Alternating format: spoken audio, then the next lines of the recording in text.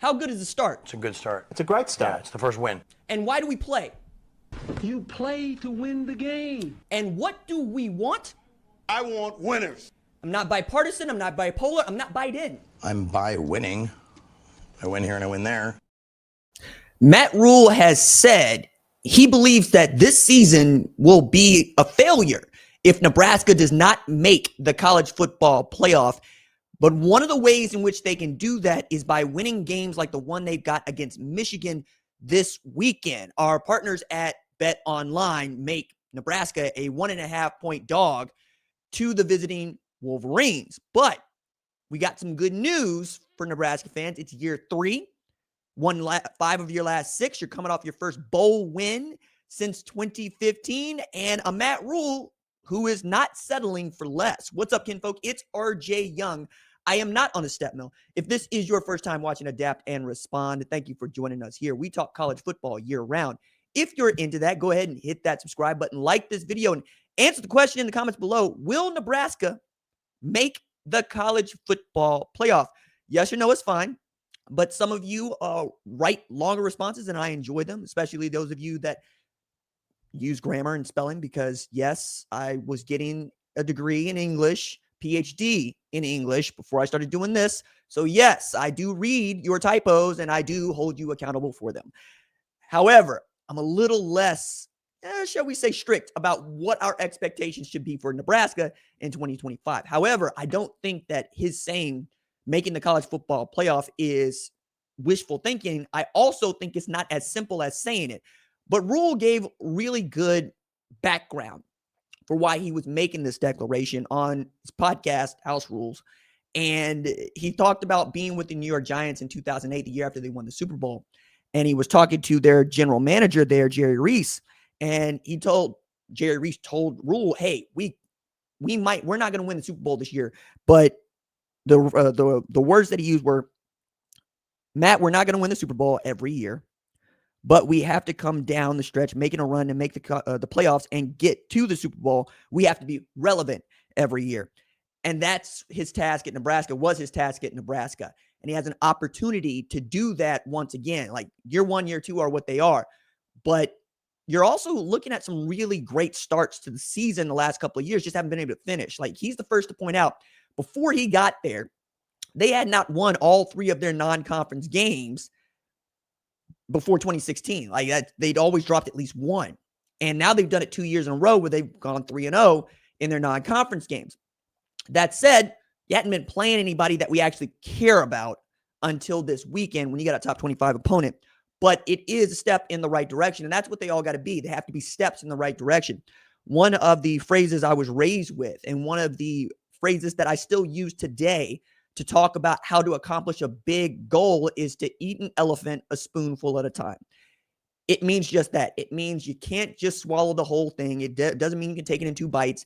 It means you're going to have to work your way through this step by step, and the process takes as long as the process takes. Many of us that have been working toward fitness goals will understand this too. You don't see anything in the mirror for months, if not years. When you go back and look at photos of yourself, you go, oh, okay, the work that I have been doing showing up. Football is very much the same way. You can catch lightning in a bottle, now more so than ever, with roster management, turnover, transfer portal, so forth. Think about Indiana. But the steady progression that is building toward being competitive year in and year out usually takes a sturdy foundation. Think about Texas Christian making the 2022 national championship game and then being not good in 2023. We'll see about Indiana, who feels like they got something going with Kurt Cignetti, but it's just year 2 of the experience down there. So we'll have to wait and see, but they're still good. Meanwhile, you have a Nebraska who was nationally relevant from the 1970s all the way to the early 2000s, up until I would even say about 2009, when they changed conferences and fell off a cliff. We had not heard from them in over a decade, 15 years, really, if we're being honest about it. And it's because they would play games like this and get run out the building by teams like Michigan.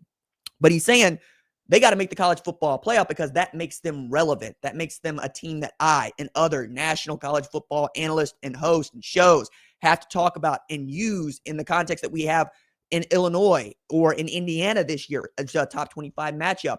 We have to talk about them the way that we had to talk about Boise State last year when they had a 2,600-yard rusher and they made the college football playoff. And if you're a Nebraska fan, you have to be upset that you have seen some programs make the playoff before you have, like Texas Christian, like Cincinnati, like Boise State, like Southern Methodist. You will think to yourself, no, we're known. We are a staple in this sport. Why can't we get there? And if they get there, Rhule's right about this. Look, you make the playoff, and let's say you get a home game in Lincoln, Nebraska. The weather is going to be torturous for anybody to come, and the atmosphere is going to be as hostile as any in the sport. We do home games better than any other sport in the entire world. That's the reason why we wanted more on-campus games. They matter. They do turn the tide. It is the 12th man in every single stadium you walk into.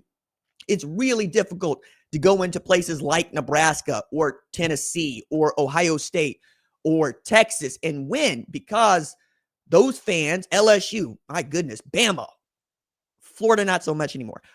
But you get my point here, right? It's folks will pay the money to get to there because they know that they're going to be able to influence the game by just how loud they are when their team is on defense and how quiet they can be when their team is on offense. Football fans, for the most part, are savvy.